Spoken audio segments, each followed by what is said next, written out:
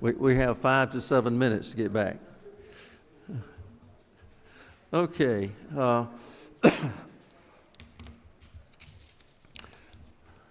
We have a committee substitute for House Bill 465. Speaker Pro Tem. Yes, sir. This is a substitute that's been worked out between GMA and the alarm companies, and it allows local governments to continue to enact and enforce ordinances regarding fines and fees. The alarm system contractors would be responsible for fines or fees for alarms where they were responsible for the alarm versus the customer. It also allows the local governments to enact fines for individual property owners where they bear the responsibility for a false alarm. This is regarding false alarms. But I believe all the parties are happy with the substitute, and I'd ask for your favorable consideration. Okay, House Bill 465, the LC number is 364753S. 364753S. Do I hear a move? Move. I got a move and a second. All in favor say aye. All opposed, like sign. It passed. House Bill 714, Whip Kelly. And the LC number is 4130875. 87S. Thank you, Mr. Chairman. Members of the committee, I bring before you committee substitute to House Bill 714, LC 413087S. It simply does two things. First, it tries to provide some certainty to our insurance companies when they're negotiating with our plaintiffs bar as it relates to time-limited demands. A deal had been reached in 2013, and then a court had kind of expanded it outside of what the original intent of the law was. This looks to put it back where the original intent in 2013 was and bring the certainty back to our insurance companies. That's Section 1. Section 2 is a measure that this body's passed before that simply expands the bad faith provisions allowances under the uninsured motor statute. Okay. Any questions? Yes, sir.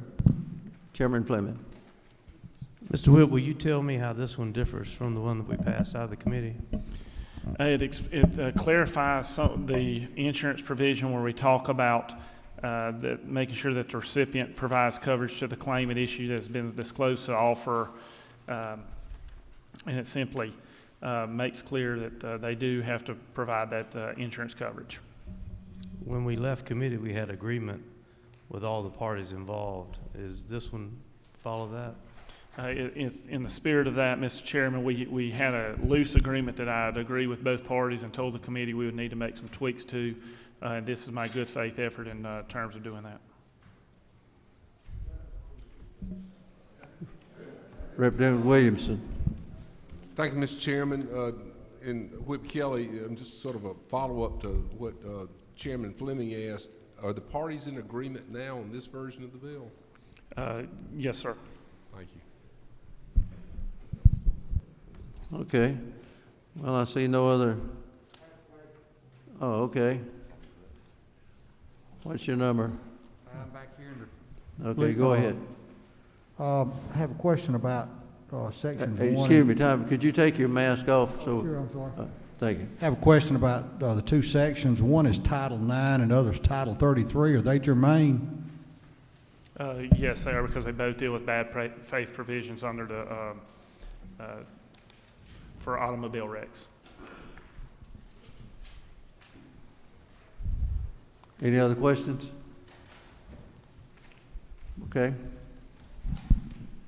Chairman Newton. Mr. Whip, just curious on line 30 about the medical and other records and talking about insurance. Does that include the amounts actually paid by insurance that may differ from the total charges in those medical records?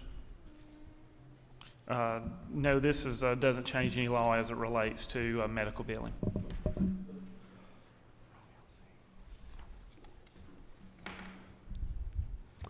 Okay, any more questions? Mr. Yes. Chairman, can I ask for the committee to suspend for a moment?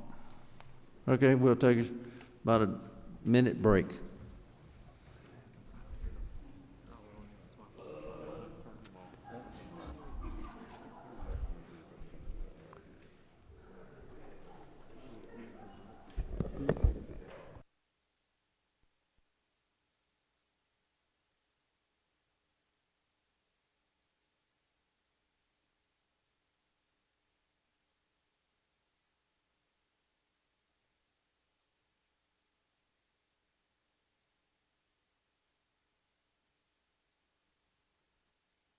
I'm starting to get a headache up here. Okay. We've got to hand out a different LC number on 714. They've gone to pick it up from Legislative Council. So what we will do, in order that we do not waste a lot of time, we'll go ahead and put some of the bills on except for that 714. So we're not, like I say, not wasting time. So House Bill 194, do I hear a move? It's unmodified structure.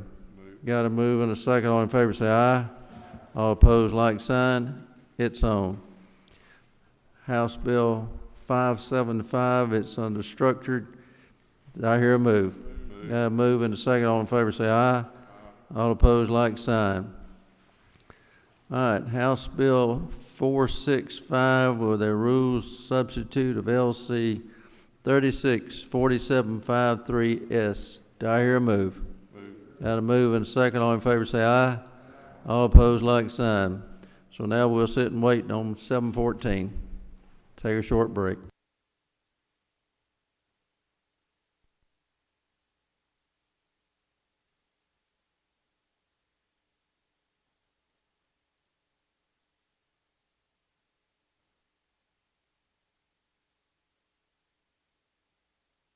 I'm gonna give you the same answer I gave Chairman Jaspers. No.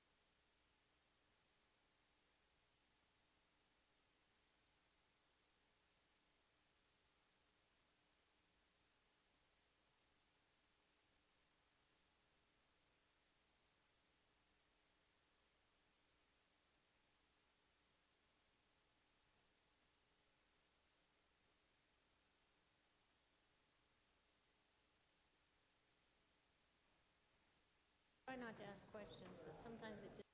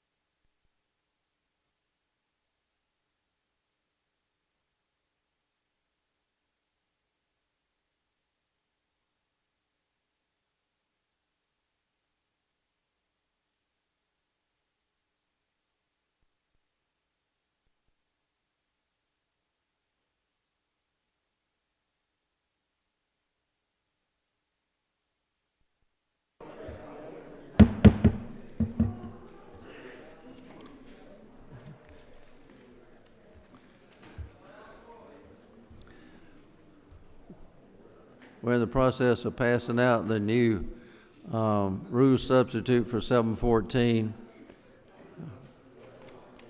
I need a motion to withdraw the rules substitute for 714 that we passed. It's LC 41387S. I need a motion to withdraw. Got a move and a second. All in favor say aye. All opposed, like sign. It's gone. Okay, now, we have a rule substitute for 714. It's LC 413090S, and it's still warm. Whip Kelly. Thank you, Mr. Chairman. I appreciate the committee's patience. As we get into these longer days and as the time is moving, the clock is ticking, sometimes things can happen. We've had several versions of this bill, and just inadvertently we got handed the wrong one. I take full responsibility for that. We're now working off of LC 413090S, which represents a compromise agreement between both sides of the bar when it relates to the bad faith claims being made on time-limited demands. As you'll see, Mr. Chairman, it limits just the insurance that's issued by the recipient for the insured, and then also that's in Section 1. Then Section 2, again, it deals with the bad faith uninsured motorist provision that this House has passed previously. Do we have any questions from the presenter? Seeing none, okay. I need a motion to do on LC 413090S. Do I hear a move? Got a move and a second. All in favor say aye. All opposed, like sign. All right, now, let's add House Bill 714, Rules Committee Substitute LC 413090S. Do I hear a move? A move and a second. All in favor say aye. All opposed, like sign. It's on. So we have House Bill 194, House Bill 575, House Bill 465, and and that's with the rules substitute, and House Bill 714, Rules Committee substitute, is on the calendar. Thank y'all.